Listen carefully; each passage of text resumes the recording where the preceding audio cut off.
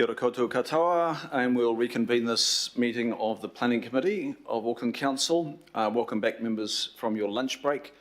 Where we left, members, we had just some IT difficulties with Auckland Transport's office. We now have all the Auckland Transport staff in the meeting room, and I welcome the team. Just to recap, the motions as amended had been moved and seconded by Councillors Dalton and Coombe, and they are on the screen. That's where we got to. I'd introduced the various personnel from Auckland Transport, and we were hearing from Jenny Chetwin, and I'm now going to go back to Jenny Chetwin, and we'll pick it up again, Jenny. And great that you could make it up the street. Thank you. Kia ora koutou. Thank you, Chair. Yes, we hopped on a bus, electric bus, and we got here in quick time. Sorry, Jenny, my error. I just need to quickly do a roll call, Jenny, after the lunch break. With you, Kalinda. Councillor Bartley. Councillor Casey. Kia ora, Kalinda. Deputy Mayor. Kia ora. Councillor Collins. Councillor Coombe. Kia ora anō. Councillor Cooper. Present. Councillor Dalton. Present. Councillor Filipaina. Tēnā koe, Kalinda. Councillor Fletcher.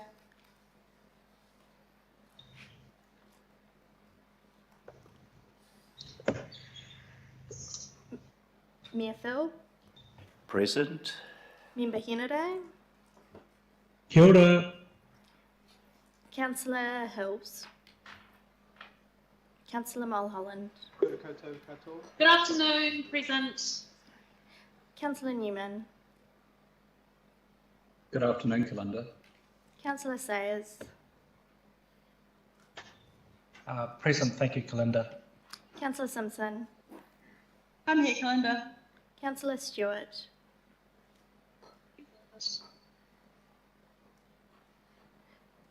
Councillor Walker. Present. Councillor Watson. Member Can you Wilson. hear me? Like Sharon said present. Thank you, Sharon. Councillor Watson. Member Wilson. Kia ora, Kalinda. Councillor Young.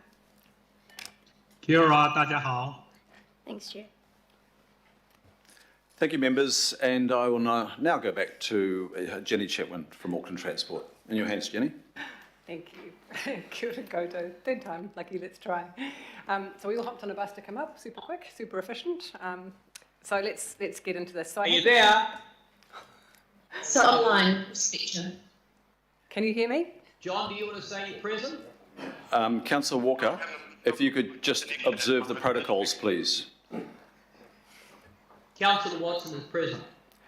Thank you for answering on behalf of another councillor, and we've got that record. Jenny, the mic is with you. Thank you. Okay. I've got the team here. We've got Wayne on a call as well, so I'll do a quick intro. Wayne will make some comments. We'll get into the presentation and open it up for questions. Okay, so start with a couple of figures you might not have heard before.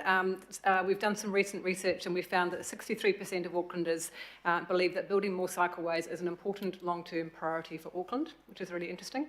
And 56% of Aucklanders report that if they felt safe to cycle, they would do so. So with that in mind, the conversation today is about the 10-year investment in prioritisation strategy that is contained in the program business case. Basically, that process and strategy is designed to be a pathway to achieving Te Taurike a Tāwhiri cycling goal of 30-fold increase by 2030, and also importantly to address the safety issues and concerns we all have with cycling that are addressed in Vision Zero, particularly reducing our DSI involving people using bikes by 40% by 2031. So to understand how these goals can be achieved, the PBC considers a range of different options. It considers infrastructure build, policy initiatives, and also relevant growth initiatives to really build a pathway and a picture for how we're going to achieve these goals over time.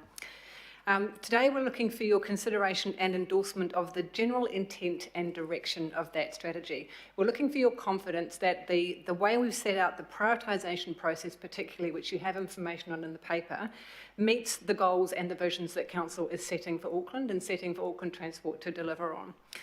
We're not asking for more money today. We're basically setting out a pathway, what we can achieve within our current funding and what we would need to achieve, what funding we'd need to achieve and other initiatives to get to where we want to go ultimately. It's really important we understand that. A comment on the business case. The business case itself is a technical draft working document that AT uses as a way to secure funding from Waka Kotahi. It is not, it is a draft, it is not final until it goes through all of the Waka Kotahi processes, including their independent assurance process. And once it's approved by the Waka Kotahi board, it then becomes a final document. So it's very much a work in progress and really the remit of the Auckland Transport Board to review. We've just hoped we've given you enough information today in the report in front of you to be confident about the direction, the areas of focus and the strategy that we're proposing to achieve our goals. So as for its content, as we've outlined in the paper before you, we've gone beyond the remit of just Auckland Transport as well. So we really are thinking about what other organisations can contribute towards this, thinking about what other policy initiatives that they can bring to the table to really enable us to meet our very ambitious but important goals around safety and around climate change for cycling. A comment on the policy. The policy initiatives that you will see suggested in the paper and that are in the PBC are really important because we can't build our way into this goal. We have to rely on policy change and policy shift, not just in things that Council can do, but also in things other agencies can do, like the Ministry of Education, like health, like a whole range of people. But it's important to understand the policies we're suggesting are recommended for further investigation. They're recommended for us to go to the other agencies and have a talk to them about what they could do and how they could help. So overall, your endorsement is sort of the direction of travel. Focus, please, on the prioritisation, the areas of focus. Are we achieving what you want us to achieve? The team will hopefully be able to answer any questions that you have got or any debate you want across the paper. Through you, Chair, I might invite my Deputy Chair, Wayne, to make a few comments before we get into the presentation.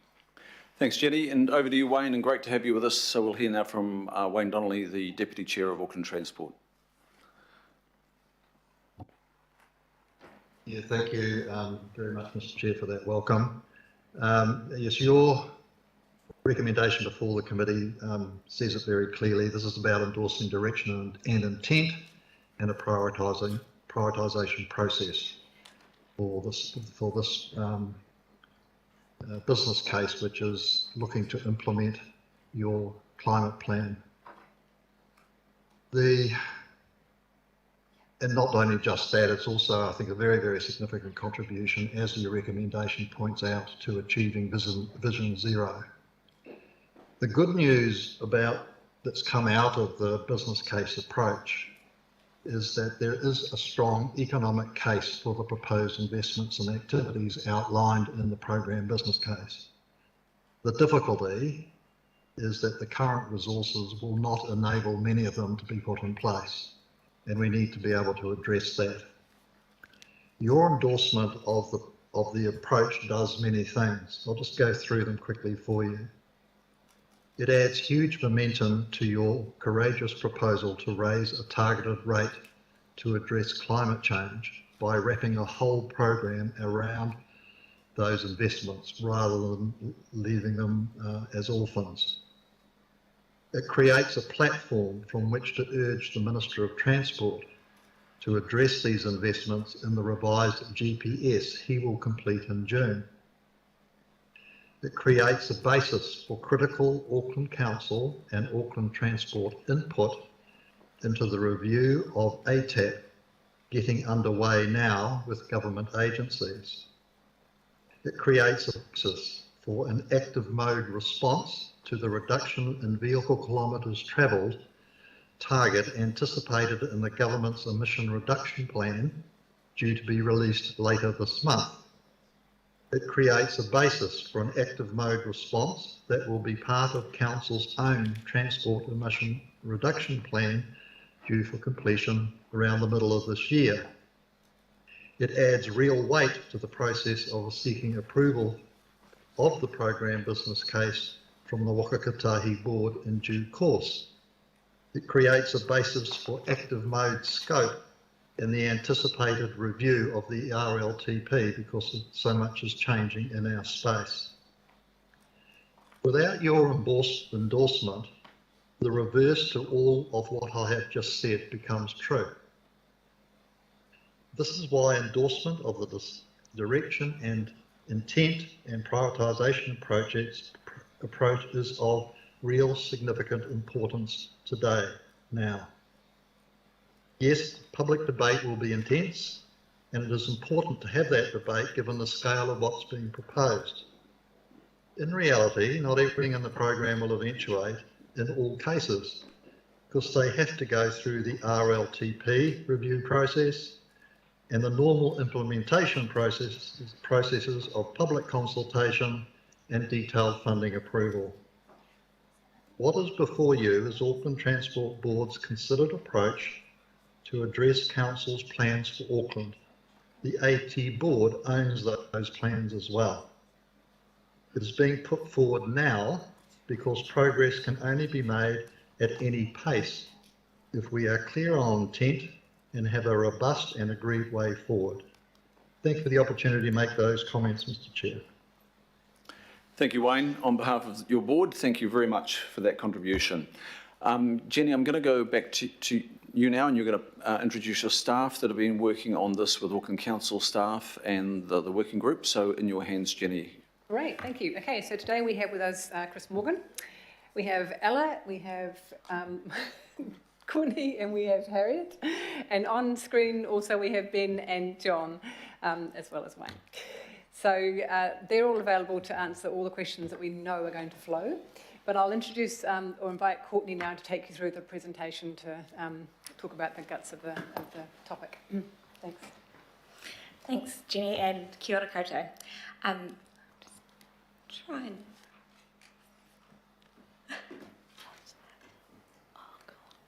flick the slides. If we can just go to slide 3. Go. Wonderful.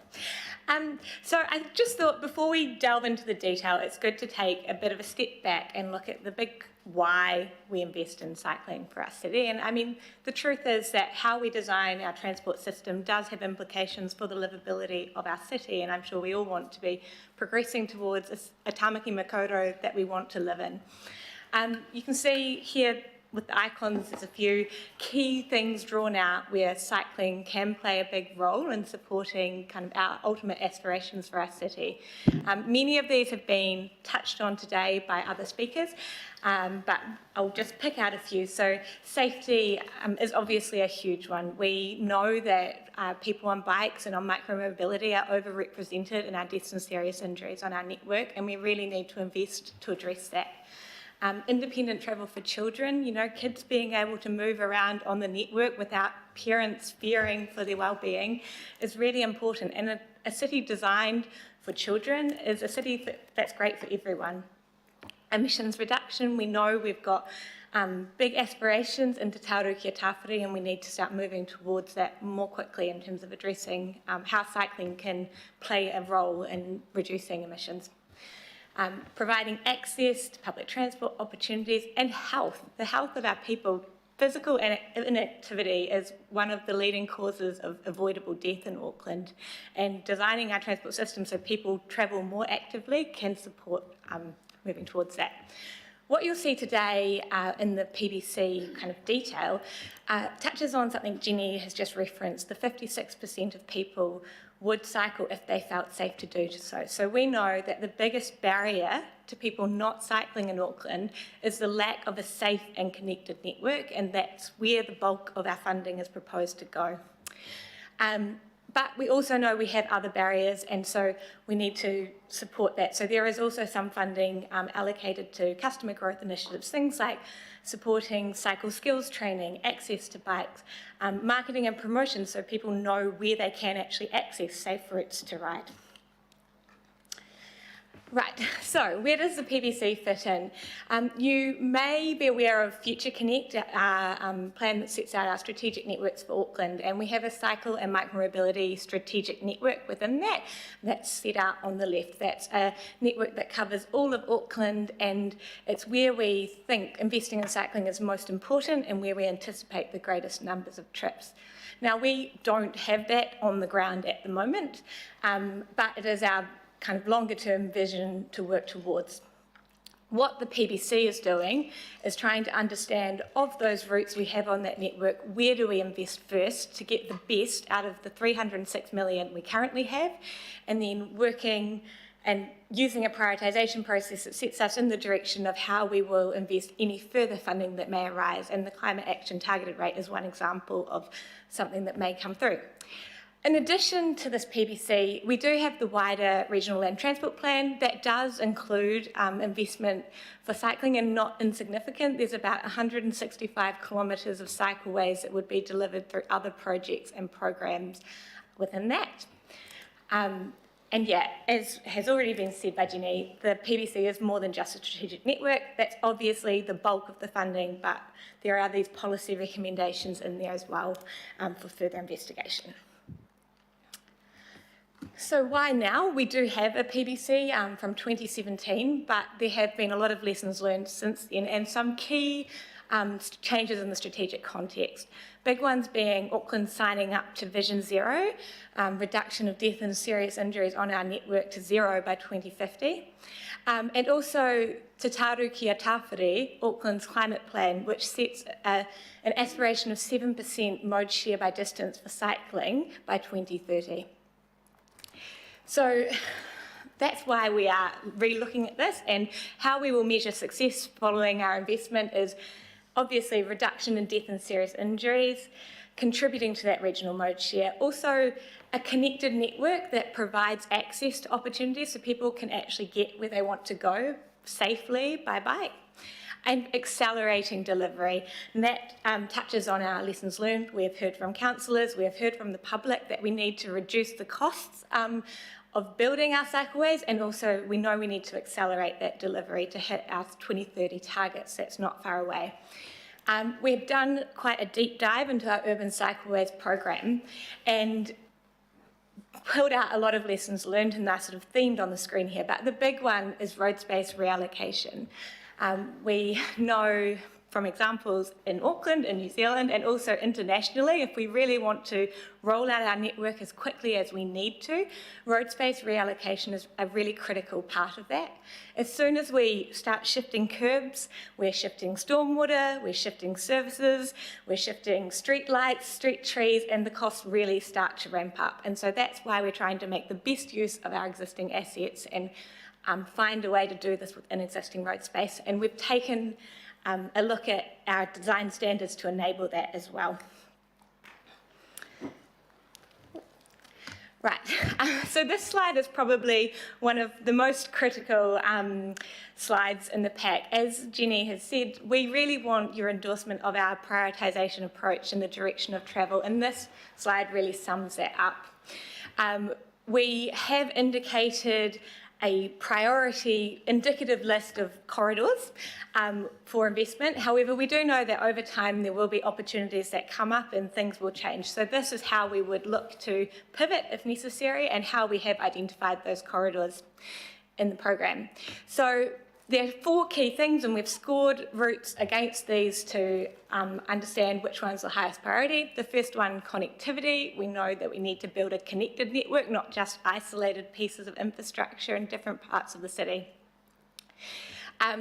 Multiple connection types, so we're really looking to maximise routes where we can maximise the number of people that are going to use them, and we've done that through looking at routes where there are multiple different opportunities you can access along that route. So employment opportunities, schools and education, rapid transit stations, metropolitan and town centres. Potential cost of delivery, as I said, road space reallocation is a huge opportunity for Auckland to accelerate the delivery of the program and reduce costs. So we've identified corridors and scored them higher if there's an opportunity to reallocate road space. And then, of course, safety. Safety is really important. We've looked at where are our highest active modes risk corridors in Auckland, and those have also been scored higher within the process. So when we put all of that together, the indicative program that comes out is shown on the map on the right. This map actually shows a $1 billion program. So maybe a little hard to see, but the darker green links are the 306 program, and then the lighter green is the one what you get if you get up to 1 billion in terms of funding.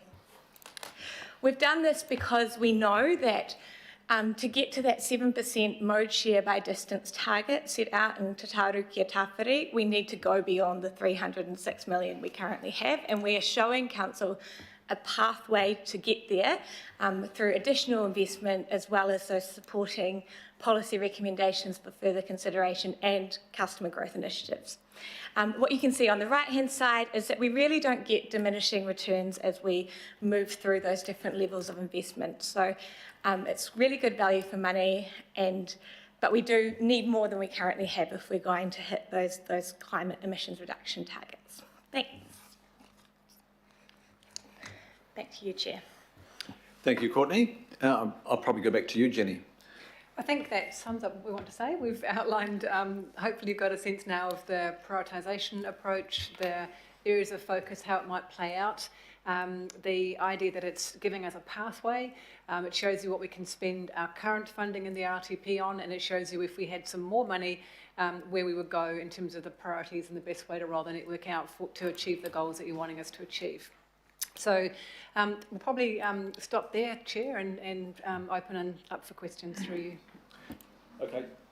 Look, so if we could put this in maybe a couple of sentences, the intent and the direction of travel is in favour of addressing emissions, the big strategic wins that are achieved there, and addressing Vision Zero, and with a dramatic reduction, some 40% by 2031 in deaths and serious injuries of cyclists. And then if we look at the delivery side, the big focus is on supporting our young people to get to schools, supporting all Aucklanders to get to rapid transit stops, rail and busway, and getting people into the magnets of the big 10 metropolitan centres. Would that be, if I distill it down, if we could distill it down to what the thrust of this is, does that sort of capture what we're being asked to sign off on today? Yes.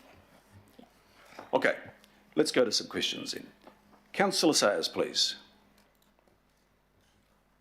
Oh, thank you, Mr. Chair, and thank you to the presenters for their informative report.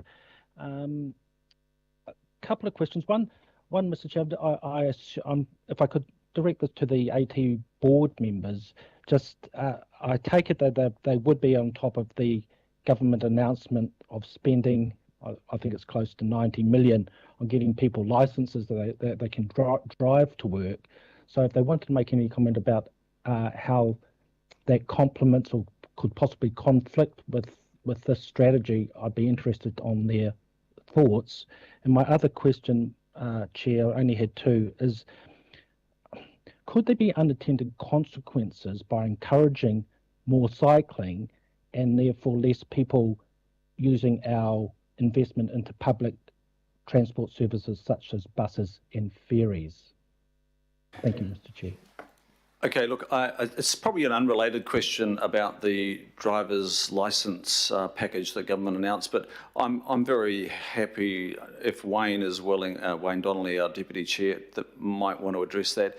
And then the second question I'll hand back to Jenny and her staff on how the investment in cycling fits and possibly supports the patronage of public transport.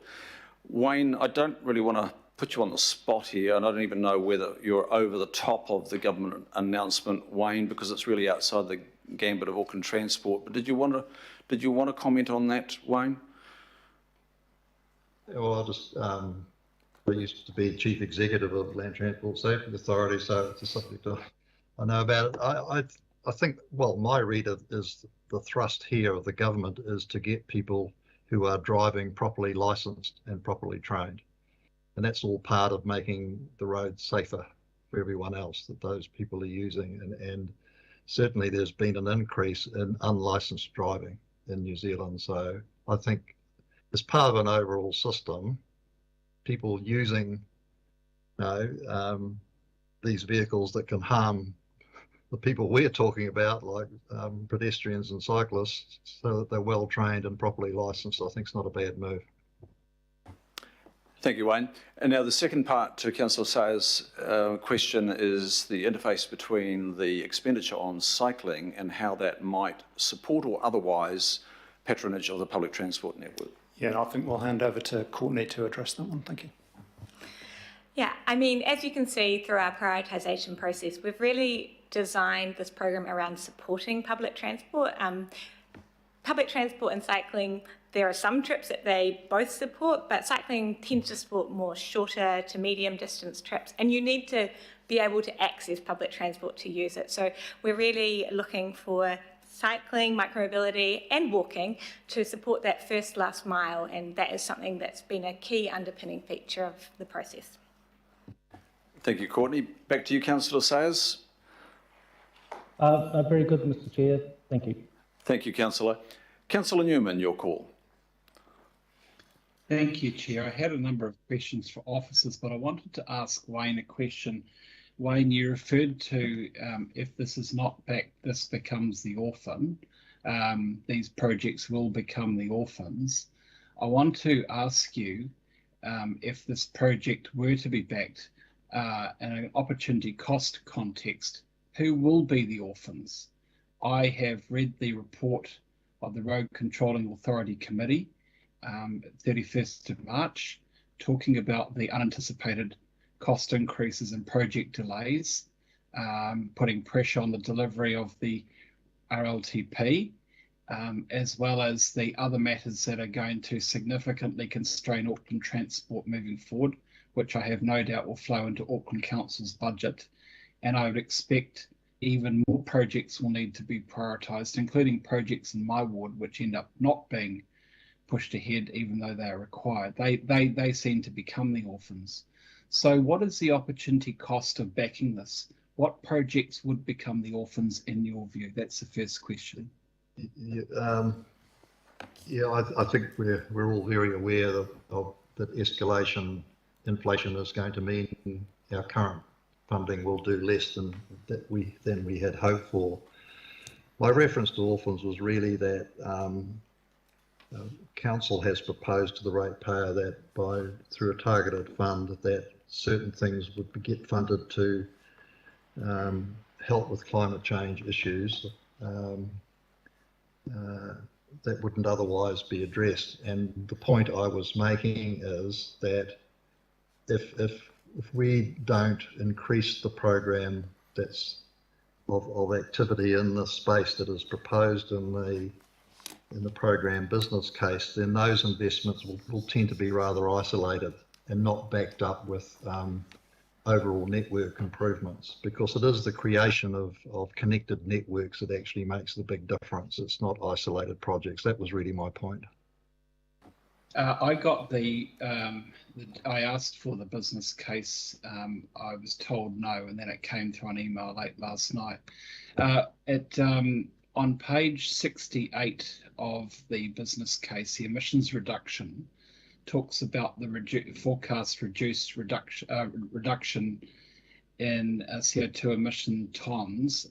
So RLTP plus planned at 306 million is a reduction of 12,000 tonnes, and then planned if there's the investment goes up to goes from, if we had another 1.7 billion on top of that, it goes up to 30,000 tonnes. Is that an accurate summation of what you think the benefit would be in emissions reduction if we go to a $2 billion investment, 30,000 tonnes? Is that it? I'll defer to Jenny on that one. We'll go Jenny, sorry. Yeah, Jenny. Thanks, Chair. Thank you. I think I'm going to invite Ella to come into this at this point. Do you want to cover that one? Thanks. Ella.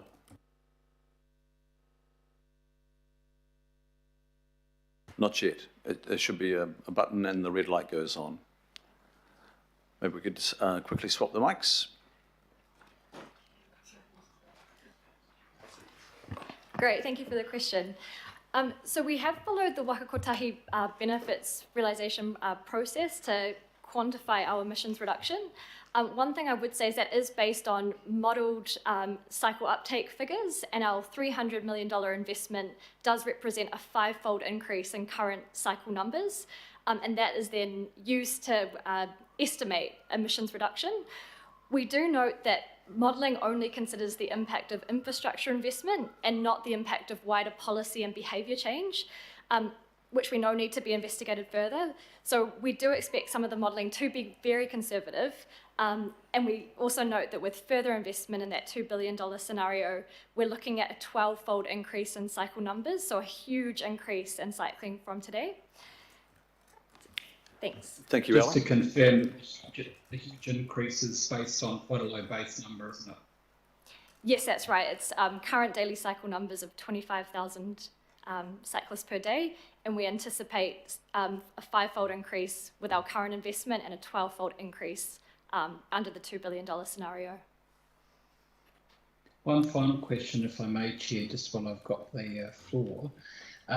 On page 80 of the business case, which I've been trying to read this morning, so the road space reallocation is bundling. You're looking at about 25 million a year from 26-27 for 3 years, then $35 million a year, 29-30, and then $40 million a year in 30-31, 150 million in total. So is that why it's essential that we barrel on through with the parking strategy? Is that to basically are you trying to marry that up with that particular proposed funding to the location that you're assuming?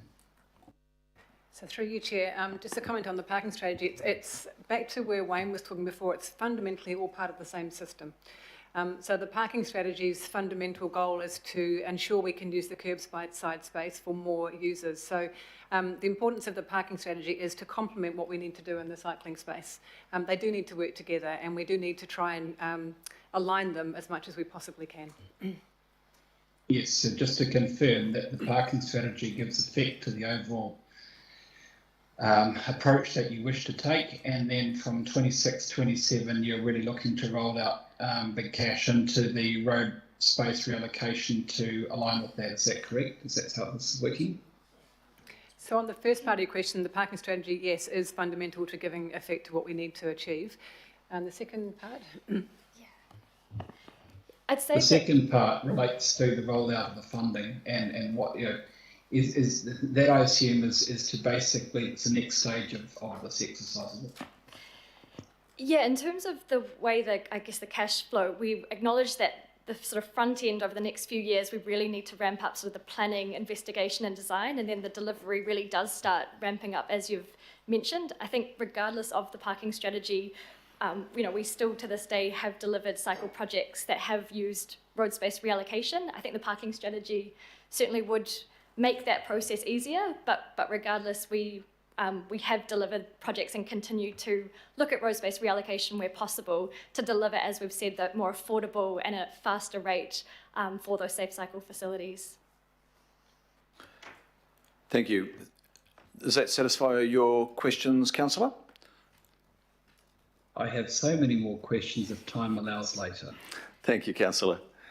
I will now go to the Deputy Mayor, Councillor Cashmore. Thanks very much, Mr. Chair, and thanks very much, Wayne, Jenny and team. A very interesting paper, interesting business case. Daniel asked one of my points was, okay, what has been dispossessed by this, but that's, I think, has been answered. The other question I have is there's been no talk about productivity gains and increases, and that's basically one of the chief funders of all of this is productivity movement upward rather than downward as we've been facing. So could someone cover off the productivity side, please, for me? Who might have that in the knowledge bank? Councillor Cashmore, by productivity, are you meaning productivity of the network for all users? Is that where you're going, or for freight, or for? Yep. Yep. Yes, so Jenny, this particular strategy is all part of a major, as Daniel said, it's part of a parking strategy, it's part of emissions reductions. It all must be aimed towards good environmental outcomes, good social outcomes, but also productivity lift in economic terms to help drive more endeavouring to improve standard of livings and services.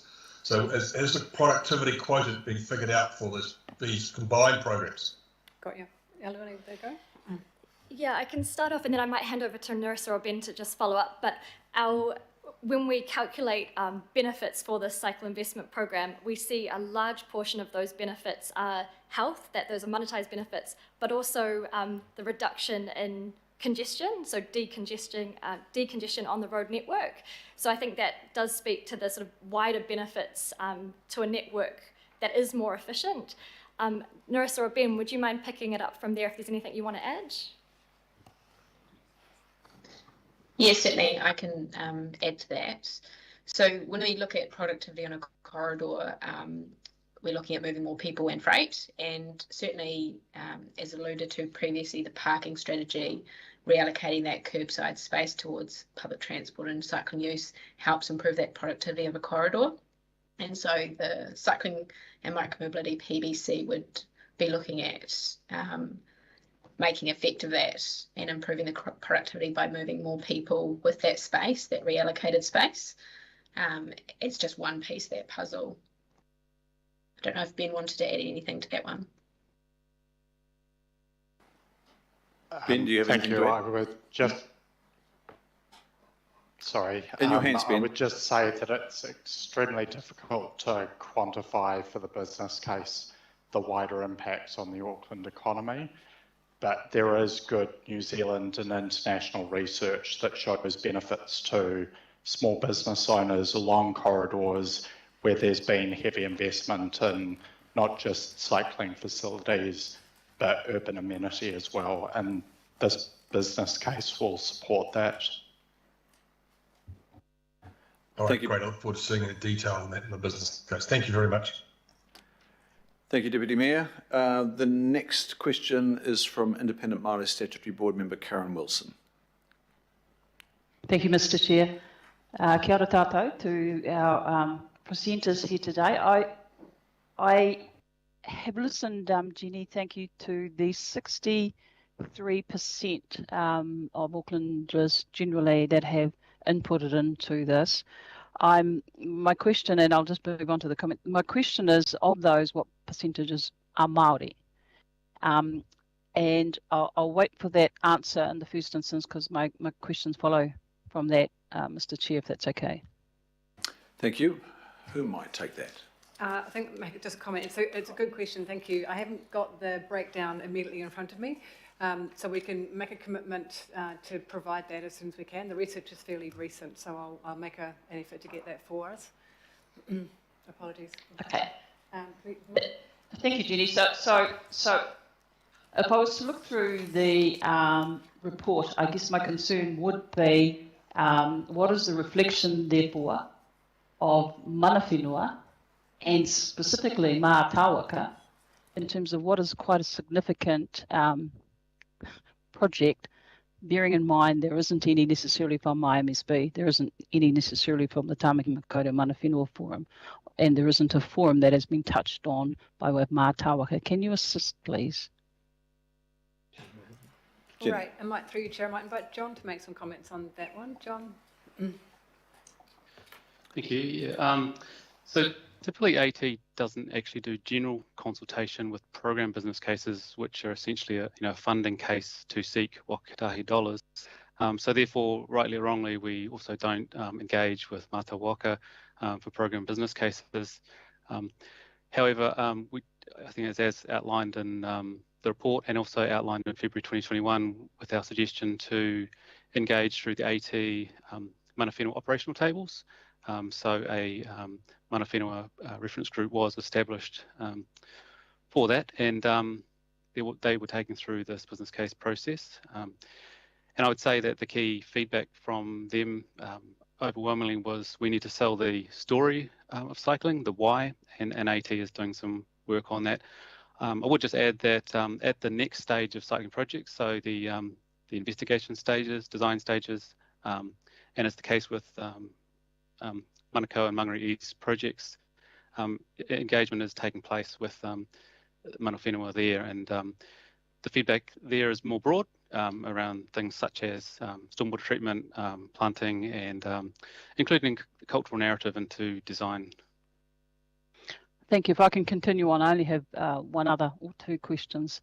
Thank you for that answer. I guess the difficulty in engaging solely with those that are an operational level, you're assigning yourself to a design phase as opposed to the wider concepts that you'd expect in terms of Auckland cycling and micro mobility program business case. It requires that governance overview because it's committing the iwi. I would say that, and that the approach needs to be escalated in that manner, but specifically Mātāwaka, where they form 80% of Māori here in Tāmaki Makaurau. The fact there isn't any doesn't mean you don't do any. I understand that it's a business case, but it has huge impact and significance as it does in terms of the parking strategy, TERP and the like. And I would hope to see some more cogent attempts in involving and engaging in an appropriate manner. Thank you. Thank you, Member Wilson, and I will now take the question of Councillor Hills, please. Good, and thank you, Chair. You're a bit faint, Councillor Hills. Oh, can you hear me now? Not really. Can we come back to you, and if you could adjust your output mic?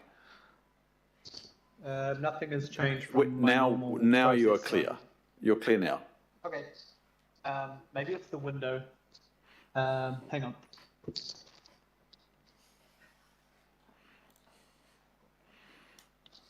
Are you still there? We are here still. Apologies. Just a question. There's been a bit of misinformation around what this is approving. Essentially, there's no extra budget today. We are talking about the 306 million, which we've already unanimously approved through the RLTP. Is that correct? Through you, Chair, that is... Sorry, Councillor. Sorry, go on. That is correct. This is not a request for additional funding. This is a request for your endorsement to the prioritisation, the areas of focus that were outlined, the way we would approach reaching your targets, both with the money we have and with the money that might come.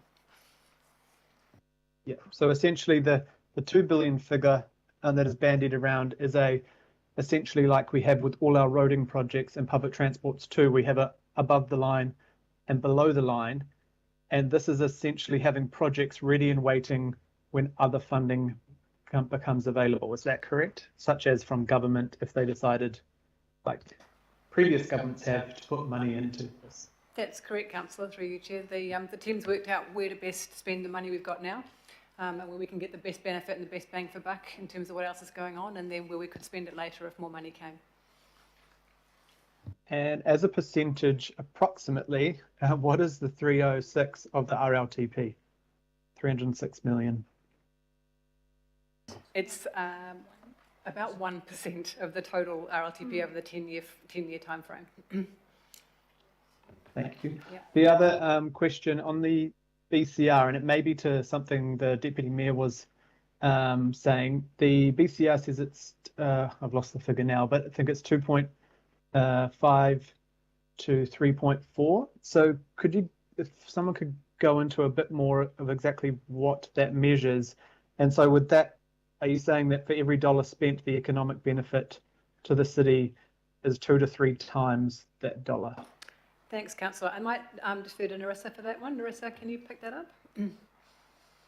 Yeah, absolutely. Yes, you're correct. For every dollar spent, it's a 2 to 3 times return with that sort of benefit cost ratio.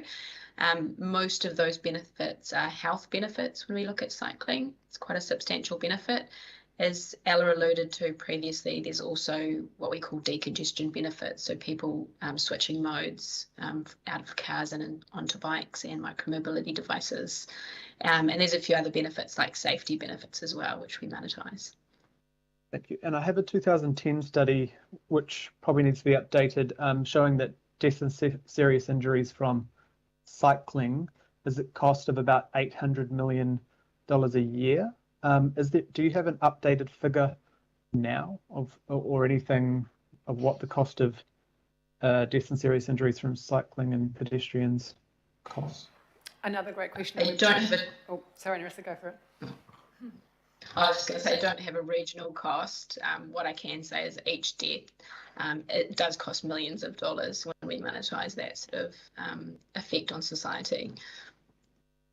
Thank you. And the 7%, the achieving 7% cycling mode share, that is not an AT figure. That is the request that's come unanimously from the governors around our table, hasn't it? Through Tāwiki Tāwhiri. That's not. Yep. Sorry, Councillor. Absolutely. That is from the Auckland Climate Action Plan. Cool. Thank you very much. Thank you. Can I just pick up on that economic cost? There's in that BCR that you're referring to, Narissa, there's a lot of that is weighted in the health area.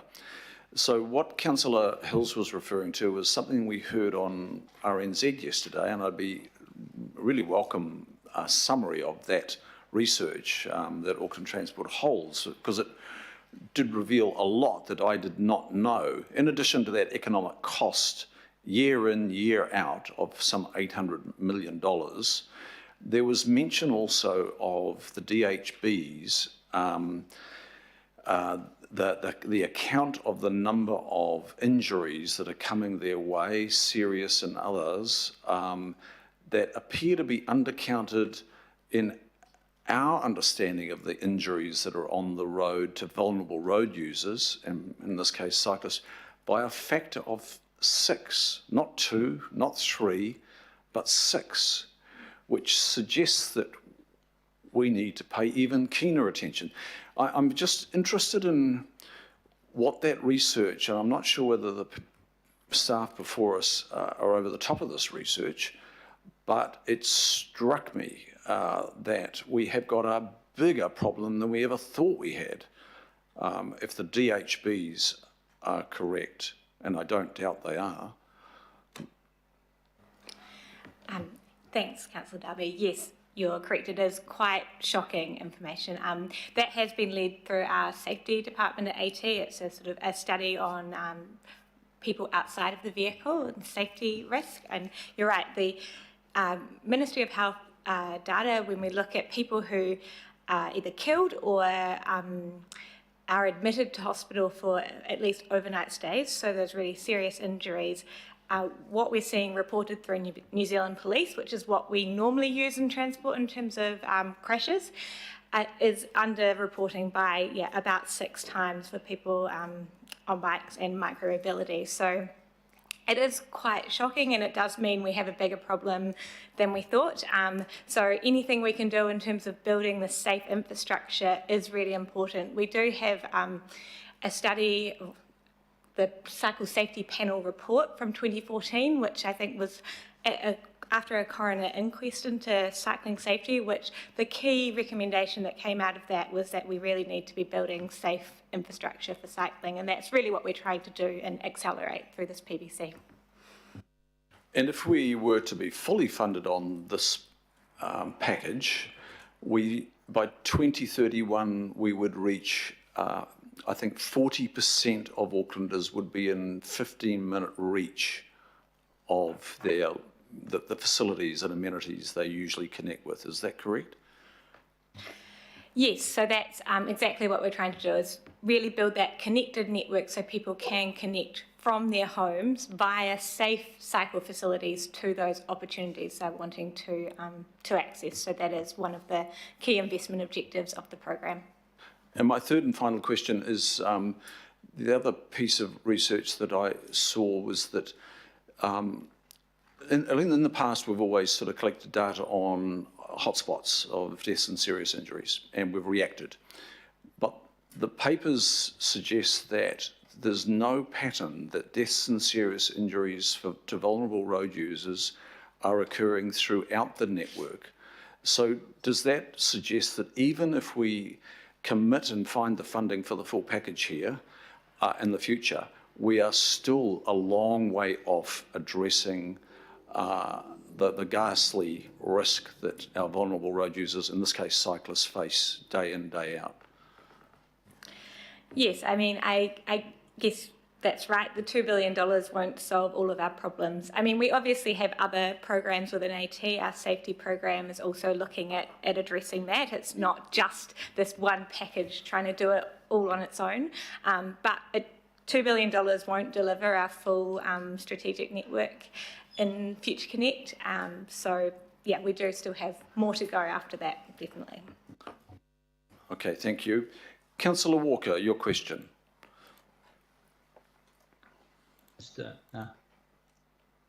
Thanks.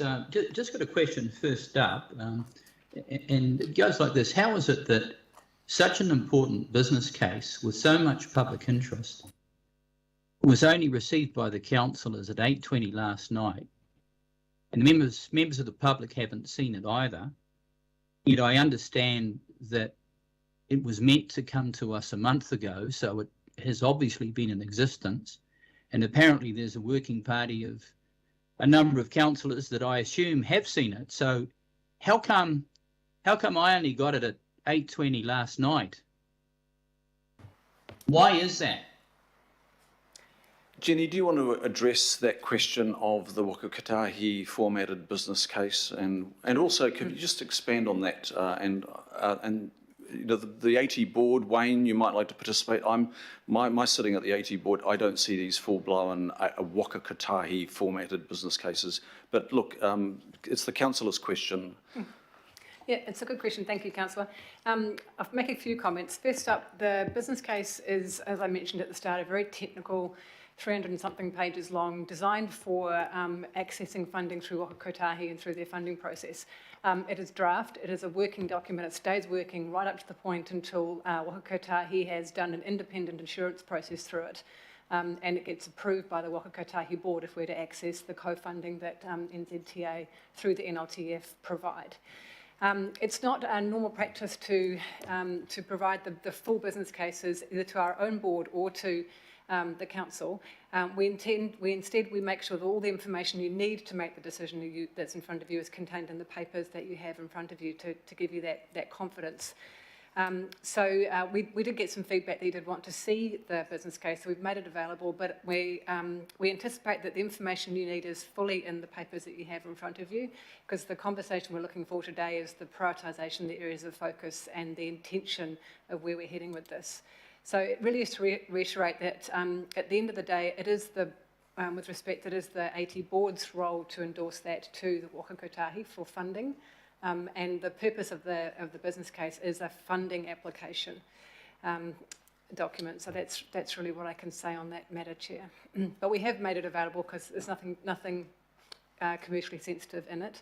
So you do have it, but the information you should have in your papers. Thank you. Sure. Get back to you, Councillor. I understand that, and I did appreciate getting it at 8:20, and I will speak to your comments later. Just moving on to my questions. Around prioritisation,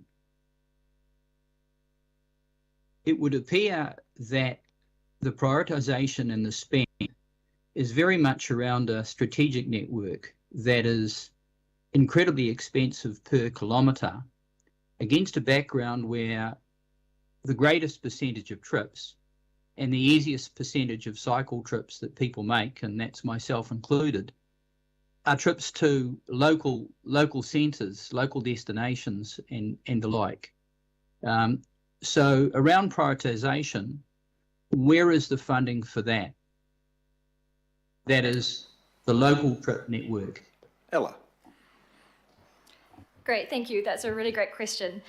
So you're right that we have used our strategic network because that does represent where we expect the most people to cycle, and it has been developed with the key origins and destinations in mind. So it is, when you do look at it on the map, it really does link residential areas to town centres, RTN stations, schools, for example. But you're completely right. There's a second layer that supports our strategic network, which is the supporting layer. which you can find on Future Connect. And we certainly, through this process, have set aside some funding for the more local connections. So in the map that was presented by Courtney, there's these sort of circles around areas, Mangade East, Manukau, New Lynn and Henderson being the 4 focus areas in our $306 million investment. And that's really saying that we appreciate that the strategic network is not dense enough. We need to look at some of those more local connections to make sure that communities can access their local shops, their local schools, but we're not going to specify right now what that looks like. We understand that we do need to work closely with community to confirm what the key areas of interest and the destinations are. So that will be worked through in the next stage business cases, but certainly we have thought about those local connections and they are part of our recommended $300 million package. Sure. So just a supplementary question. Would it be fair to say that while the cost per kilometre of these strategic connections appears to be something of the order of 2 or 4 or 5 million, and I take that out of your report, but if I assume that the cost per kilometre of something local, which might simply require some enhancement, might be just of the order of thousands. So I'm talking about a quantum difference in terms of applicability. Have you done any analysis on that? Because I would suggest that that's where you get the bang for your buck. That's the integration with the school travel plans and so on that aren't going on the strategic work. They're going through the local parks, the walkways, the roads that aren't so busy, maybe even using footpaths that could be widened. So have you done the analysis around that would mean we could get more people riding more often to more places? Ella. Great, thank you, Chair. Yeah, again, a really great question. I'd say we've generated our costs based on different facility types, and that's really driven by volume and speeds on the road. So we know that on local roads, if we could manage speed below 30 kilometres per hour and we could manage volumes below a certain threshold, there may be appropriate, that could be appropriate environments for people on bikes and cars to interact without the need for separated cycle facilities. However, our research suggests that actually on the large proportion of New Auckland roads, those thresholds aren't met, and so separation is required. But as I mentioned, the sort of focus areas that really look at those local streets, we are considering a full range of interventions, including things like speed management, traffic calming, just to name a few, again, to create safe cycle environments. You are right, the moment speed and volumes are high, you do need to separate people on bikes. That's regardless of it being on the strategic network or supporting network. It really is driven by those 2 factors.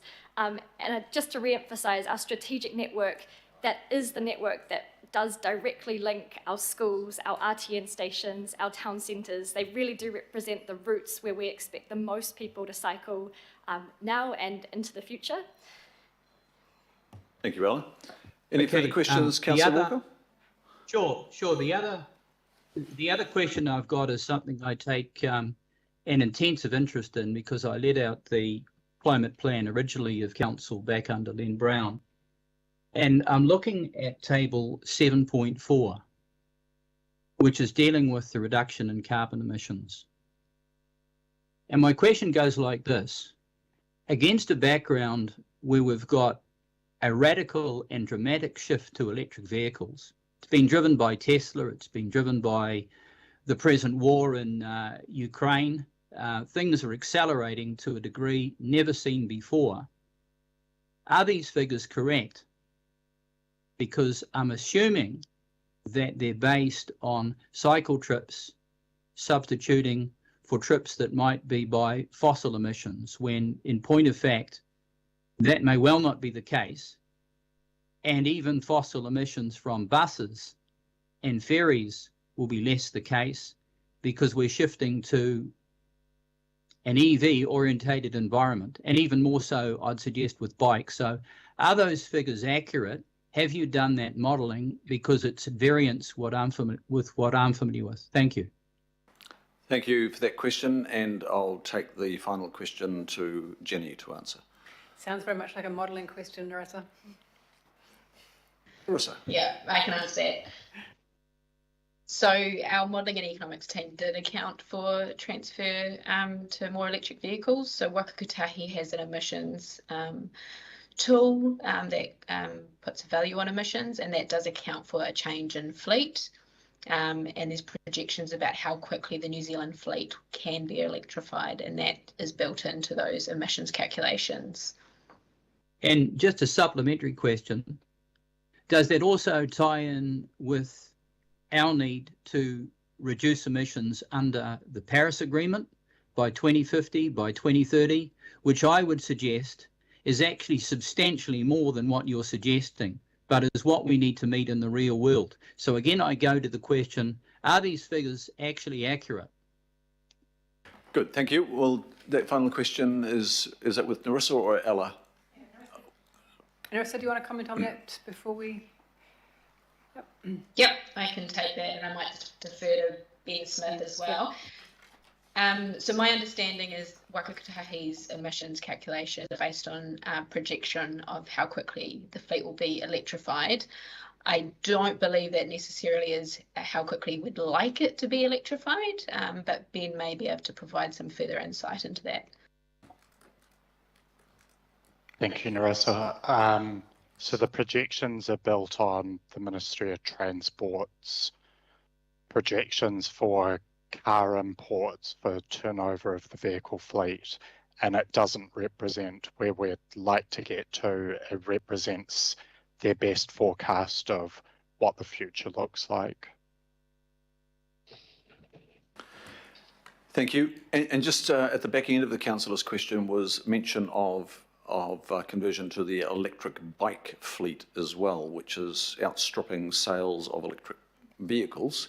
That's taken into account as well. Ella? Yeah. Narissa? Yes, that's the answer. Thank you. That's enough. Thank you, councillor. We'll go to Councillor Watson. Yes, thanks. Can you hear me okay there? We have you. Yeah, okay.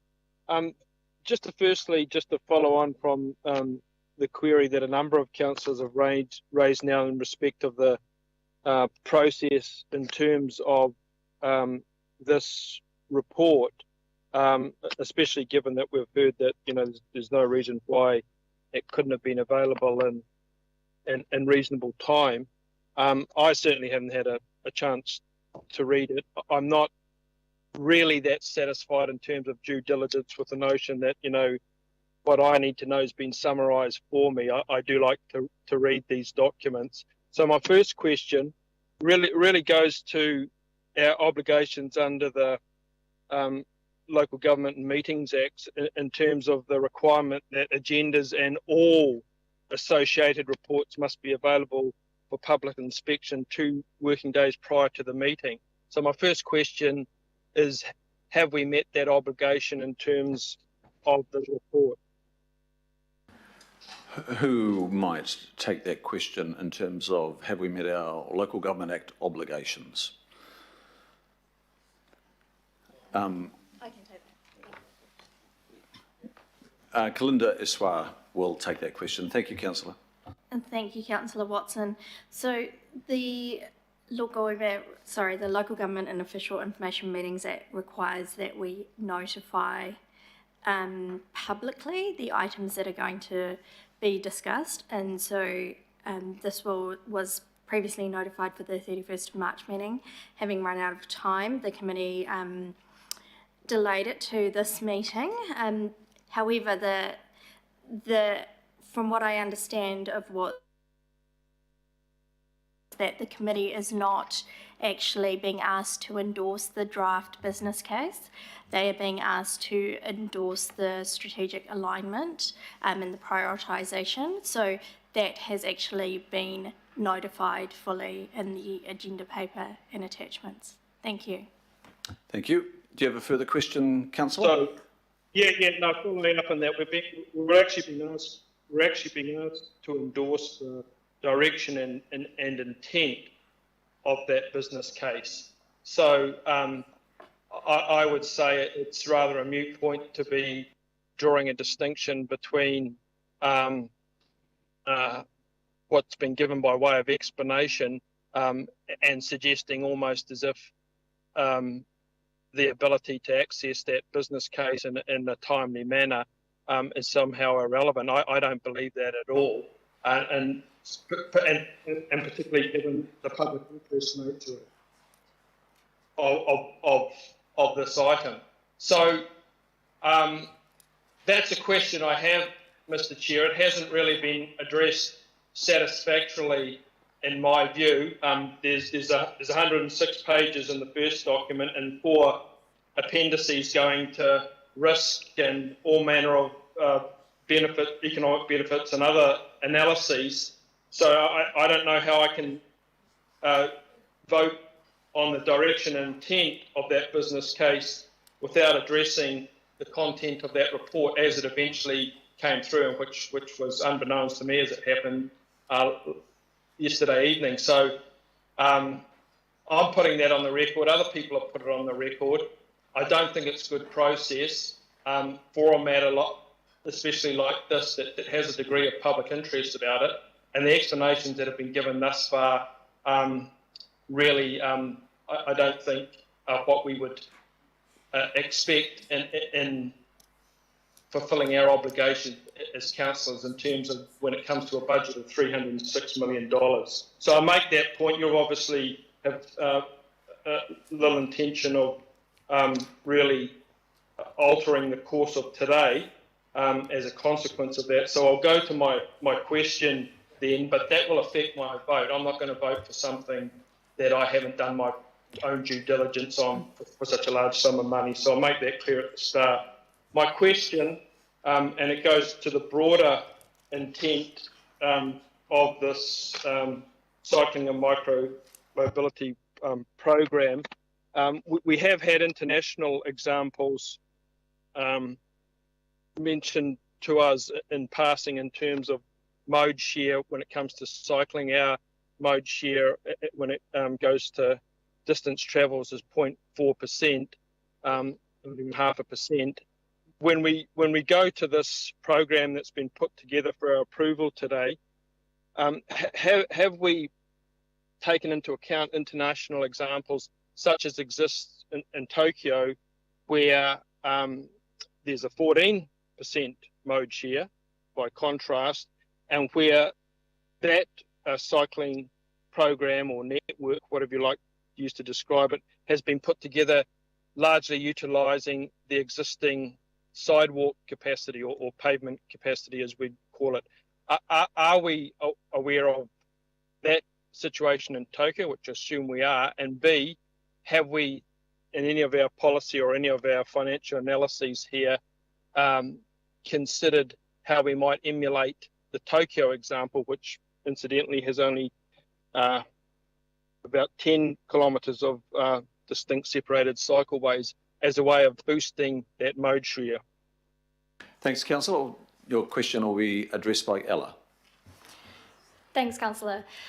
Yeah, we certainly have looked at international examples, and that very much has shaped the list of all the possible interventions we could do to deliver a safe cycle network. Through that, it was really clear that, as you mentioned, utilising existing assets is the key to delivering an affordable and accelerated cycle network. And so that really did underpin our prioritisation approach. You certainly did, mention sidewalks and footpaths. I mean, in Auckland, we are so constrained by the footpath berm. That's sort of a separate walking program business case to be looked at, but certainly it's the opportunity within the carriageway to provide that direct facility, and that is where looking at repurposing, in some instances car parking, in some instances flush median space, in some instances narrowing general traffic lanes, and that is what we see overseas, and that really is the key behind the sort of accelerated and more affordable rollout of our cycle network. I'll just pass over to Jenny. Thank you, Councillor. Oh, Jenny, to complete. If I may, Chair, through you, just respond to the earlier question that Councillor had to extend on Kalinda's comment about the business case. Is that okay? Yes, please. So just to add to Kalinda's commentary, if we were asking you to approve funding today, I could understand the need to see the business case. This today is not about approving funding. The funding has already been approved through your LTP and through your through our LTP process. It's already in the LTP for the next 10 years. So today is not about approving funding. Today is about saying, here's how we can spend that money in terms of the prioritisation approach, and that's what's outlined in the paper, just to give you some comfort around the need or not really for the business case in full. Well, it amounts to the direction and intent of that funding. That's the wording that we're endorsing.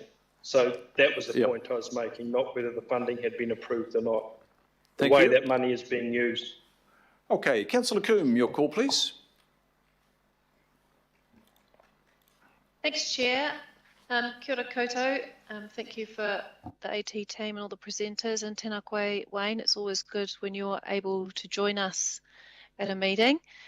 I think there have been the questions around what we're actually here today to do, but I feel as a member of the political reference group, I should just add to that clarification, because it's almost like we've gone off on a bit of a red herring about the business case.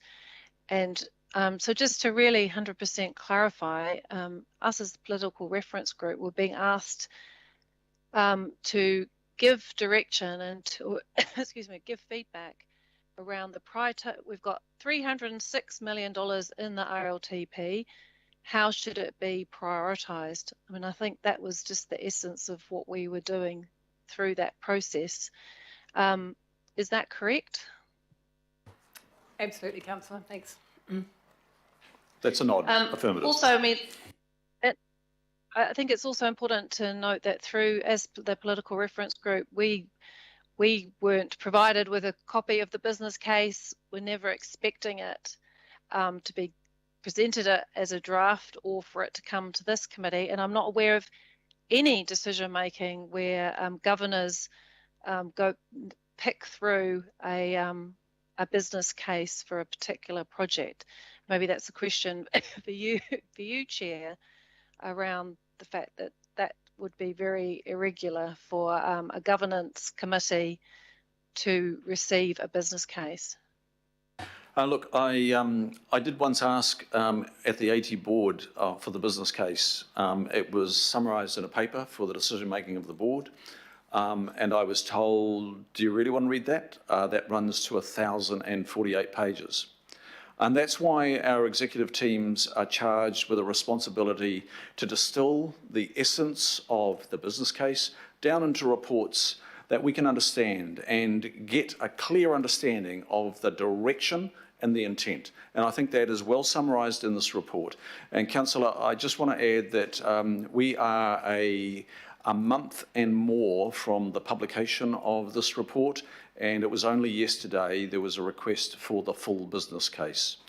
So look, and every member can ask those questions, and we've satisfied that question by providing it, but I understand this business case is not 1,048 pages, but it's well north of 300. But it's available for you to read, but I'm happy that the executive team, the authors and the authorisers have made sure that we've got all the information before us to sign off on the recommendations that have been amended here today.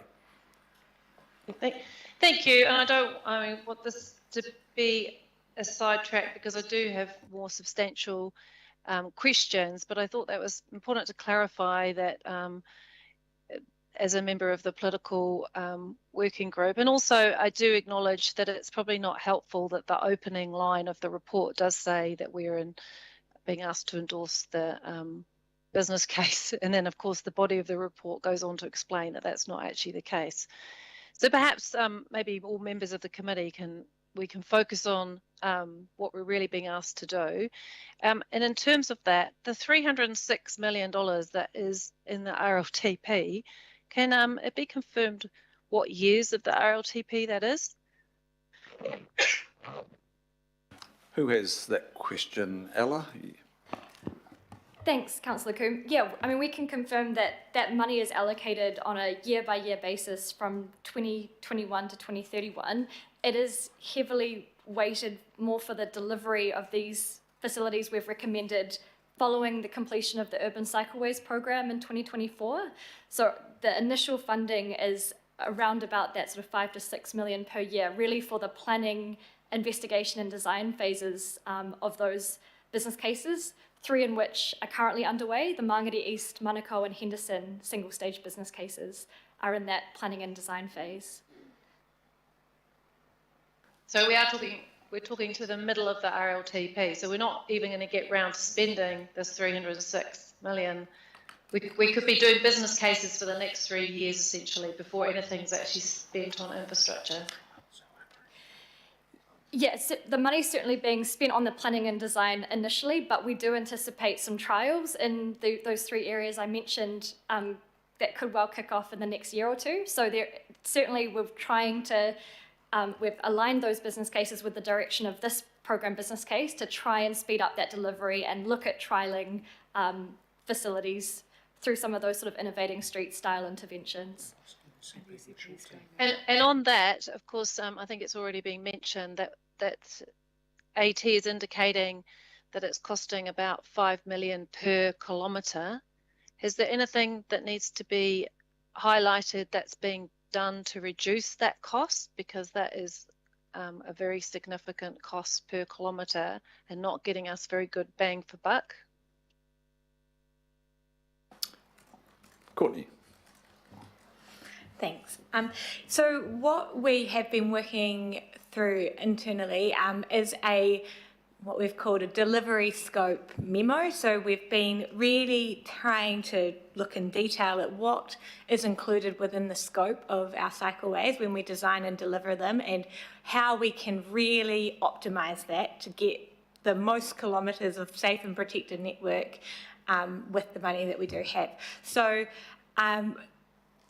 that effectively what we've done through that is we've said our design user, we do try to provide for all ages and abilities on our cycle network, but we really are targeting those least confident users. We need to provide protected facilities.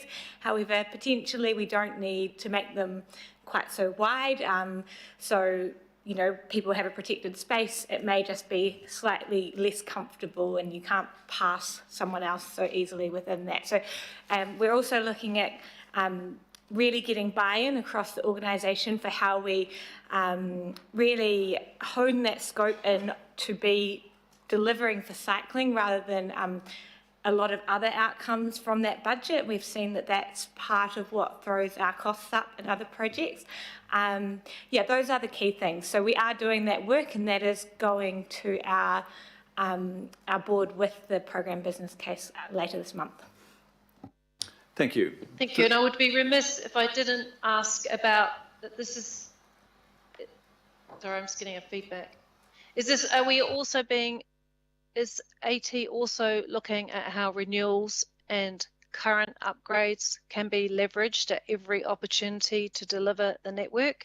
And I do just have one final question after this, Chair, please. Harriet Glenn. And welcome, Harriet. This is your first appearance before us, and we've poached you from London, I understand.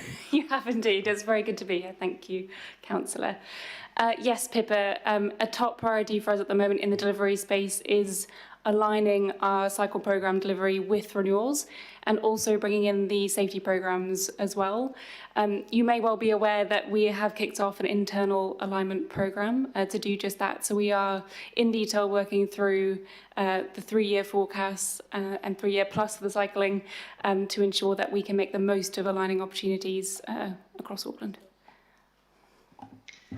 Kia ora, Harriet, thank you for that. I can't see you, but good to know you're there. And just a final question, Chair, thank you. Very final. This goes to delivering a network, and we've heard how important that is. We previously had a target of delivering it by 2026. That was the old Auckland cycle network. It was in the Auckland plan of delivering the network by 2030.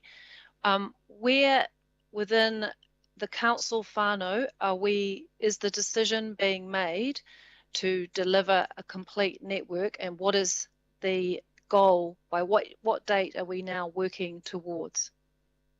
Ginny. So a comment on that.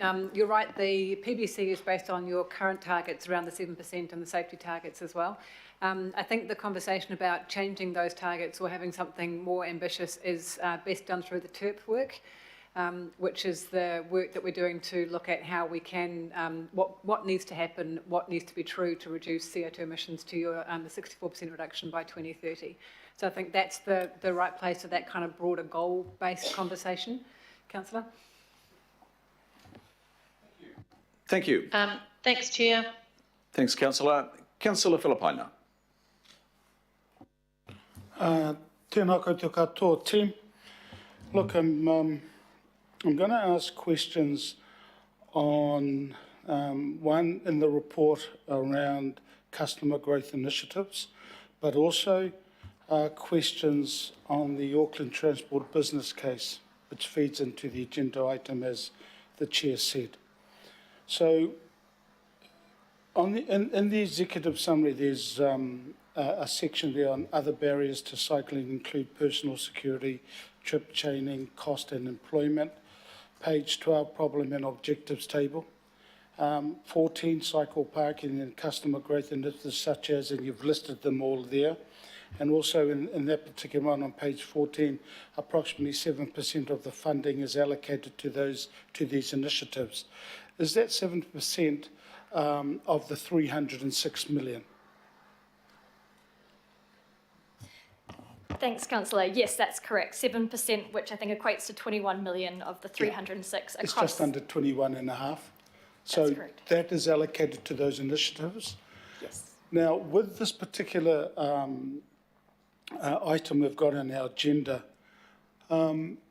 is that those initiatives and the reasons that have been outlined in the business case, are we doing anything around existing infrastructure? For example, Te Aramua Future Streets that was launched in 2016, and you mentioned Mangade East as one of the trial areas just a few minutes ago, and the connectivity with, for example, Mascot Avenue and some of the other walking and cycling initiatives. So around that, is that part of this 306, or is that part of some other funds around within Auckland Transport?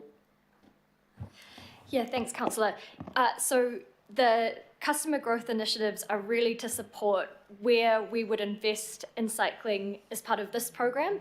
But Mangade East, for example, that does fall into this $306 million program, and the team that are working through that business case are working with their community working group and have a program that includes things like setting up bike hubs and connecting into existing cycle facilities. So they really are looking at that network approach and how it's cycle infrastructure remains the biggest barrier to uptake, but we certainly know that things like cycle parking, skills training, bike hubs and access to bikes are critical, and that is certainly there to support that infrastructure investment.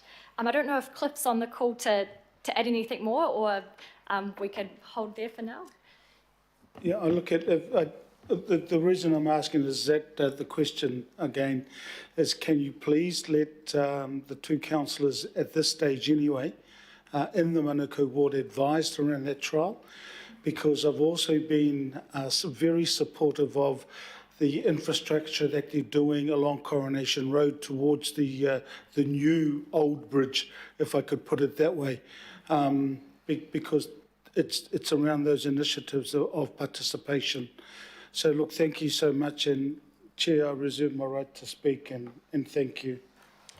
Thank you, Councillor. There was an invitation to hear from Cliff Wilton as well, who's on the call. Is Cliff clear on? I am, yeah. Thank you. Cliff, in your hands. I can I can elaborate only slightly on Ella's response, which was pretty good. I think just to acknowledge that what's set out in this proposal is really around alignment in those investment areas.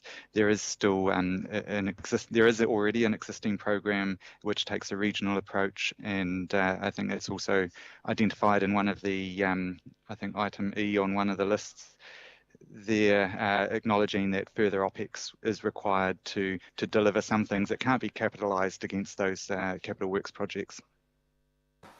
Thank you, Cliff. Thank you, Cliff. Thank you, Chair. Thank you, Councillor Filipaina.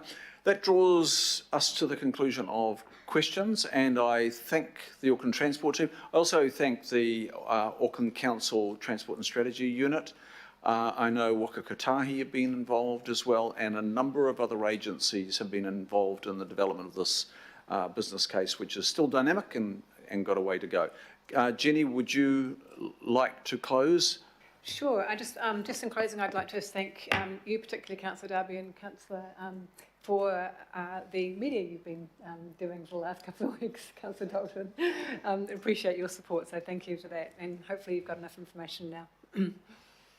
We've all found it really easy to work with you. But now I'll go to the Deputy Chair of the Auckland Transport Board, Wayne Donnelly. Wayne. You're on mute, Wayne.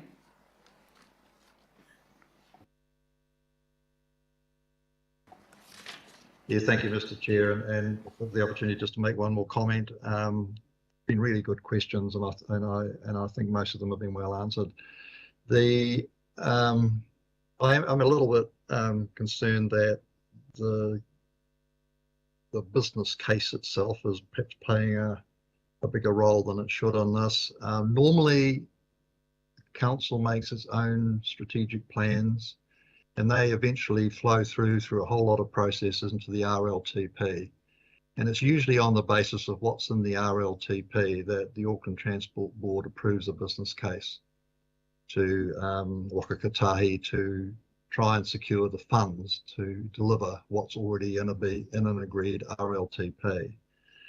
What the board was concerned about was highly evident that given emission reduction, given what we're seeing in terms of death and serious injury to vulnerable road users on our networks, that we would soon need to go far further than what was in the RLTP.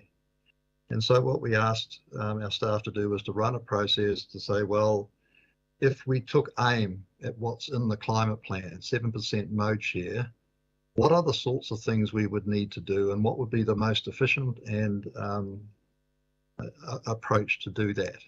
And that's what they've done. And in doing that, they have prioritised access to schools, access to public transport, and access to main centres. And what we're asking for today is confirmation that that is the right approach. Because if we're going to secure more resources to do more, then we jointly with council have to take those arguments to all the processes I listed before that actually will result or not result in the resources we need. And the business case follows Waka Kotahi requirements. It's in detail, it's hugely detailed.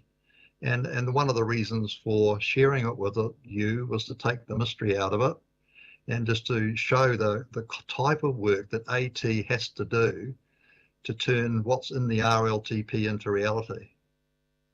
Because of urgency, the board asked them to go further. And what the business case has done is revealed there is a strong economic case to do more in this space. And we're looking for your agreement to use that analysis on the basis that we've prepared it to go further into those decision-making processes that will in time influence how much resources we get to do this. Thank you, Mr. Chair. Thank you, Wayne. That's the conclusion of the material that we've had from Auckland Transport. We thank you, and if you could kindly step back from the table now, and we'll enter the debate on the motions before us that have been amended, and they've been moved by Councillor Dalton, and They are seconded as well by Councillor Coombe. And Councillor Dalton, would you like to lead the debate? Thank you, Chair. Yes, I will. And a lot of what I wanted to say has been said, but I'm going to take my minutes of fame because I want to thank you. I want to thank you for the opportunity to be on that panel. Being at the table, particularly for the PBC, and having the opportunity to speak to equity and having a voice to contributing towards the prioritisation that we've come up with here today, it influences a move to equitable outcomes, which is greatly appreciated by myself and I'm sure the communities and suburbs who feel the current inequity in this space. In fact, there are projects both in the PBC and within the Climate Action Targeted Rate for my ward that goes some way to addressing this inequity, so thank you for that. Where we sit at a regional level in this PBC is just another lever. It's another lever as we work towards our emission reduction targets.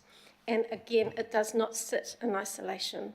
It needs aspects of the parking strategy to be given effect for it to take effect as well. It also responds to the outcomes we will experience from the removal of, or we are experiencing perhaps already, from the removal of minimum parking standards and the MPSUD housing density and the Enabling Housing Supply Acts. But of course, a key driver of the intent and direction of the PBC is safety for cyclists. All over Tāmaki, who are overrepresented in the DSI for their mode of travel, and this PBC, as we've discussed, projects a deduction of 40% in DSI by 2030. There should be no argument against this, except to say 100% would be the preferred outcome, of course. So with the strategy prioritisation set and aligned with the direction provided by this committee in November to the parking strategy in terms of road corridor reallocation, the detailed timing and funding discussions can now proceed at an operational level after, of course, it's been endorsed by Auckland Transport and Waka Kotahi. So if we can lift our eyes out of the operational technical reports of today and look to setting strategic direction to achieve our 2030 goals for all of Tāmaki, we will be serving future generations well. I would like to touch on a couple of other important aspects of the proposed direction. They have been raised already, the direction and intent of the PBC. And the Chair of Bike Auckland and Councillor Cooper spoke to them earlier, and that is the focus on safe cycling around schools. There should be no argument that the safety of our kids getting to school on their bikes or scooters is paramount. The potential to reduce car travel to schools by enabling tamariki to ride or scooter provides multiple benefits ranging from health benefits, which has already been brought up today, to the emissions reductions, not to mention probably a bit less stress in the household as parents are trying to get their kids into cars. I know this would work well for my daughter, whose 9-year-old twins would happily scooter or ride to school if it were safe. There's been a couple of, I don't know if you'd call them red herrings, or a couple of surprises in Appendix A. Well, as we've said, we didn't see the detail on that, but the retrofitting of staff car parking for biking, I make an assumption that that means if there's spare car parking in the school, then let's retrofit that for the kids to put their bikes. That's how I think. Other people think we're going to take the car parks off the teachers.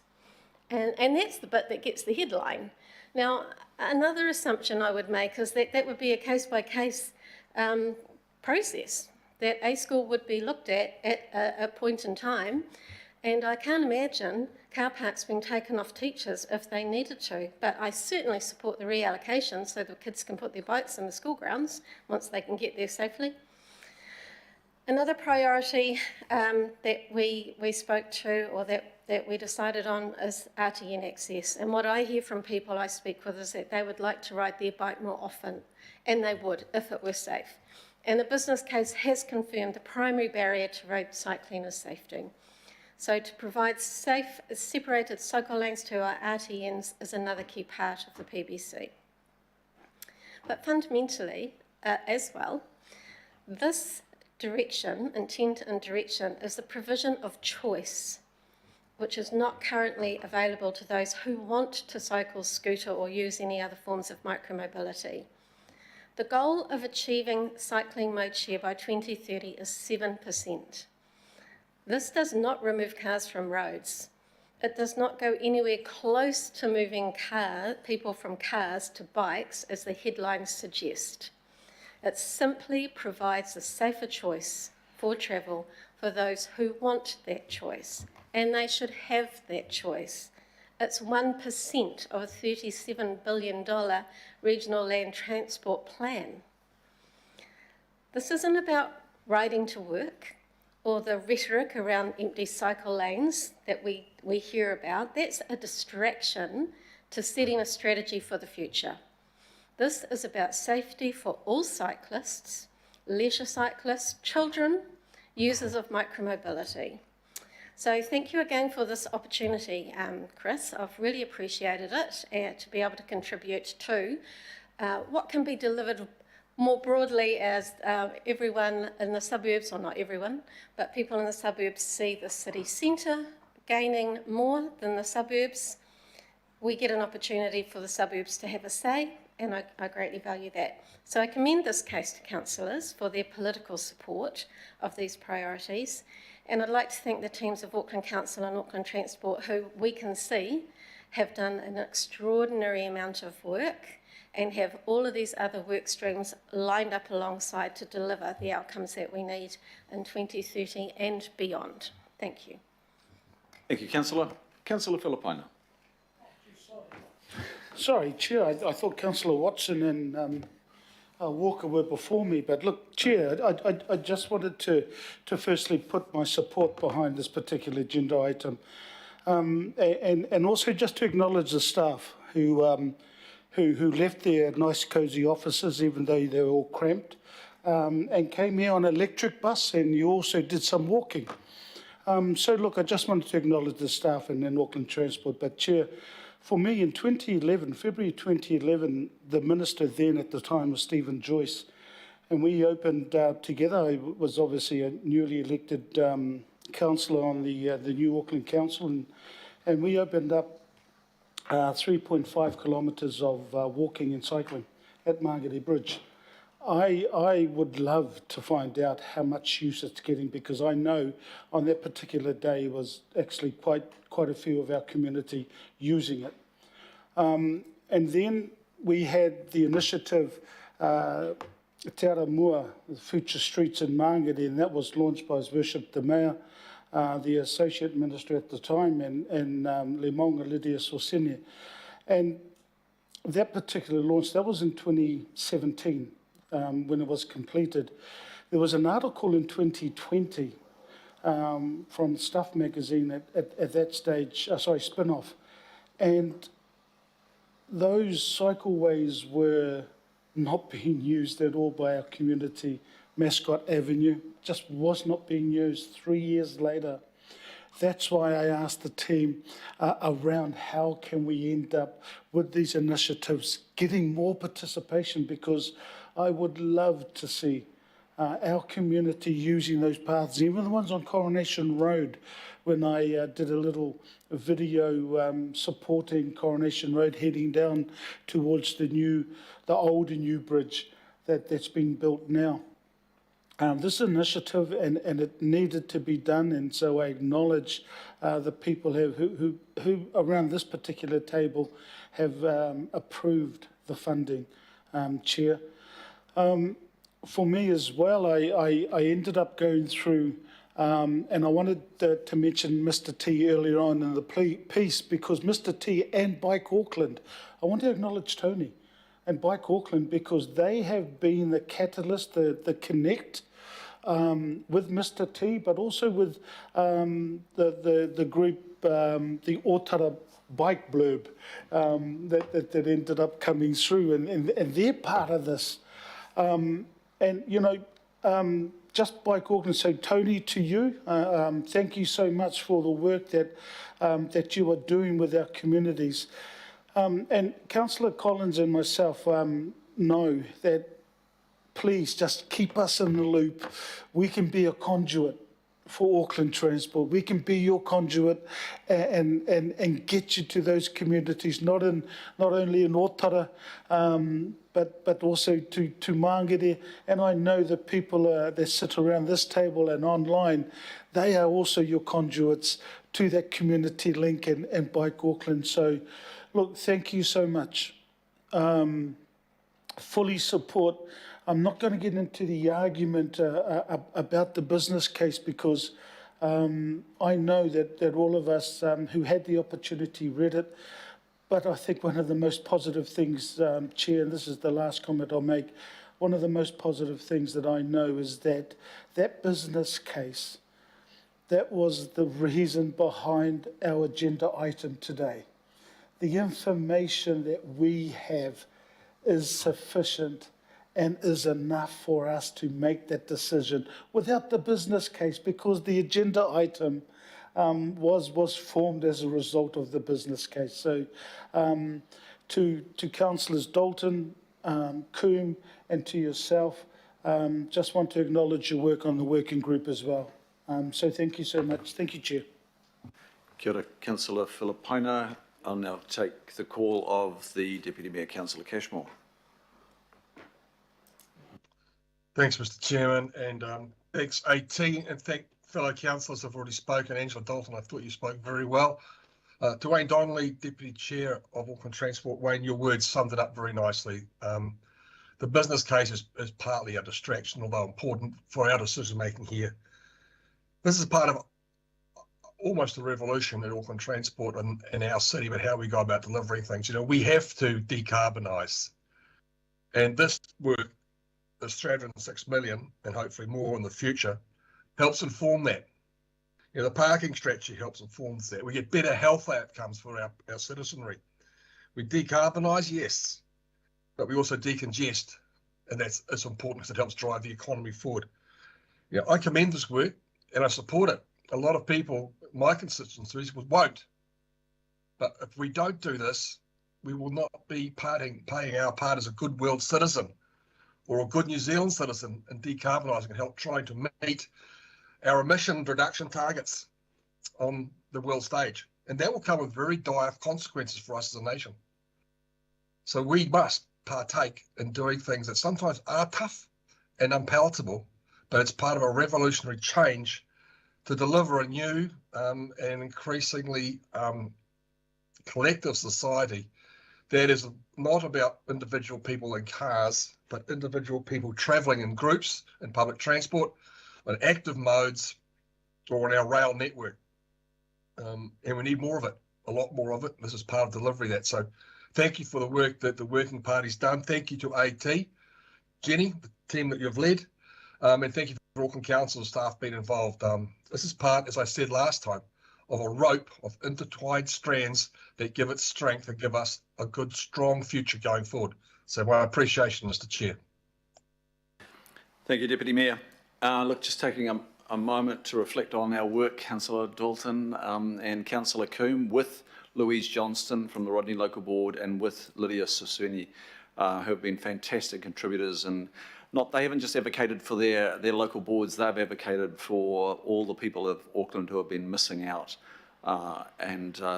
This has been a good experience for me. It's been a long haul.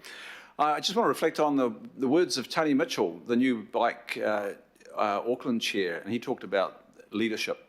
And I can't help but reflect on the need for leadership right now, and it's about the leaders around this table to sign off on this intent and direction. This intent and direction, it's on an investment and prioritisation plan. So we've got a template now in supporting these motions before us. And while there's never enough budget, we've actually got a plan now to build off and deliver on. So it's sign-off time and sign on for a number of key things. And the first key thing here is that it has embedded in it a commitment to reduce our transport emissions in Auckland. There's been a lot of discussion this week about coastal inundation. Let's put the two together. We can't have this conversation about coastal inundation in isolation of what we need to do to reduce that risk. And it's coming at us very fast. So we need to respond as a city and do our part. And on a global scale, it's a small part, but every city has to make this move. Every nation has to make this move. And it's challenging. And the second critical part is we have to reduce and eliminate the number of Aucklanders that are taking a cycle to work or their school from eliminate that risk of death and serious injury. There was mentioned earlier the word orphan, and I know the councillor that raised it was referring to something else, but it just sparked something in me, and that was those that are being orphaned, the kids of mums and dads and others that are being orphaned at the tragic rate of fatalities for cyclists in this city. And there have been 2 tragic deaths just in the last month or so. We've got to step up and sign on for eliminating that. And that is the second critical part of this plan. And then we have the focus in terms of delivery on our young people. And who is more deserving to actually have investment to make their journey to school safer, that they all come home safe, they enjoy their ride to school, and they have the same joy that I had as a school kid, and I rode every day for years to my intermediate school and my secondary school and home again and got there safely. We need to provide that for our young people. And then we come to focusing on improving, complementing the public transport network by that network of linkages to our bus stations on the Northern Busway, the Eastern Busway as it unfolds, and the rail network as it grows. So we complement the public transport network, and we then also connect up people to those big 10 anchor centres, the metropolitan centres, be it in Manukau or Takapuna or New Lynn or Westgate and the others. So that is the direction of travel that we're signing up to today. It's some of the statistics that I've learned, and I don't want to repeat and drown ourselves in the statistics, but we spend about $1 billion a year in Auckland through the period of this 10-year budget in capital expenditure at Auckland Transport, and about $1 billion approximately in operational expenditure. And this signals 306 and anticipates the need for extra spend. But it's significant numbers, but it pales in comparison to that overall spend of some $2 billion a year. We're coming off a low base, and we're seeing that in Auckland, compared with comparator cities in Europe, you are twice as likely, 200 to 400% more likely to not make it home on a cycle than in those cities that are a little ahead of us and quite a bit ahead of us in investing in cycle infrastructure. Our hospitalisation rates, we've learnt, are horrendously high, and we didn't know about it until we had this data coming through from our DHBs. So here's an ambitious plan. Let's be ambitious. Our people expect us to be ambitious in this space. We're going to multiply the number of people cycling by 2031 by 30 times through to 750,000 trips per day. That's an enormous number, but it's still not enough, even by 2031. And we're going to do that through 180 prioritised connections. Sitting within this high-level direction and intention are 180 prioritised connections. We've got a long way to go, though. This is just the beginning, and it is by no means the end. This is a big journey we're on, but we've got to take this journey by bike. And all the evidence in the world is this: if there's any one thing you can do as a city, is you get people biking. And we can be a Copenhagen in the South Pacific, and we can be an Amsterdam in the South Pacific. We can be a Barcelona or a Munich or a Berlin, and all these great cities have got people cycling, and there's a tremendous joy to be had in cycling. Councillor Walker.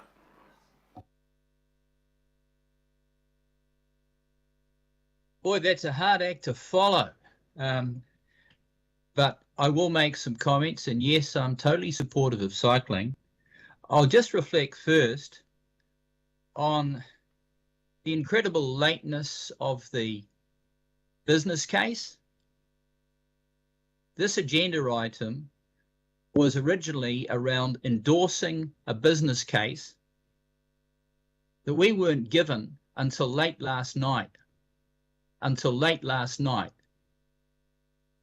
Not in compliance of the Act in terms of timeliness, and given the size and importance of it, I think that treats councillors and Aucklanders, because they hadn't seen it, very dismissively. All the more so because it featured on the front page of the Herald this morning, so there's clearly interest in it. So I would hope, Mr. Chair, that in the future, councillors are not treated this way. This information is not too difficult to understand, it's not too technical, and Aucklanders that are interested in cycling, I would suggest, would read it. But if I go on to my comments, and I indicated them in my questions, while I'm entirely supportive of funding cycling, I've got real concerns around the gold-plated approach that we continue to take and the real absence of cycling numbers on many cycleways that people see on a daily basis. And I would suggest that the comments that Councillor Watson makes that go to Tokyo and other cities that I've travelled, where you've got many more people cycling, but not necessarily on the gold-plated infrastructure that we're talking about, the behavioural change comes from a bottom-up approach. So my concern is that instead of prioritising cycleways at $5 million a kilometre, we have more emphasis on cycling at just the thousands of dollars per kilometre, if that in many cases. I also object to some of the content of this, and I object particularly to teachers losing their parking, because at this point, I know that there is a drain on teachers and we're sending entirely the wrong message out. Again, I have had inadequate time to go through this document because of the lateness in receiving it. And I would suggest Aucklanders would regard that sort of comment, for many of them, as abhorrent, because many teachers have to travel large distances against a background where they are unable to use public transport to get to their schools, and if they did not have parking spaces, they might not otherwise be able to teach. If I'm wrong around that, I stand corrected, but I would actually like some analysis to support that. Quite obviously, we have not had that, and I would suggest that analysis based on journey to work data from teachers probably doesn't exist, but I know it from first-hand experience. I'm also concerned that the information around the reduction in emissions is actually not accurate against a background where we need to electrify our cars. So again, without being able to drill down because of the time allowed, that's disappointing. I am supportive of cycling. I am supportive of having more people cycling more often, much faster than what we are presently doing, which is a snail's pace in terms of affecting the changes that we want. And I am hugely concerned that a huge bulk of time and effort is going into planning and design and further investigation, when much of it for many people stands out like a sore thumb in respect of what they see they need to cycle more safely in their communities. And that includes particularly far more funding and refreshing of travel plans, school travel plans that are a basic part of the network and have been sadly neglected. I say that again, sadly neglected of the schools that I know in my ward and the travel plans that many of which are now decades old. So my dilemma, Mr. Chair, is that while I support the spending and I support cycling, I have a real concern around the bang for the buck that we're going to get for $2 billion, a real issue around that, and I have a real issue around endorsing this business plan, because I think we could be doing much better.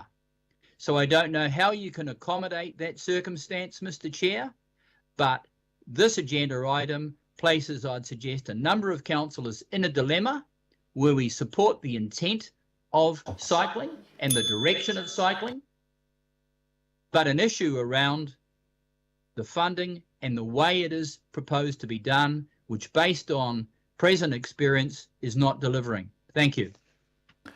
Thank you, Councillor. I will now take the call of Councillor Sayers.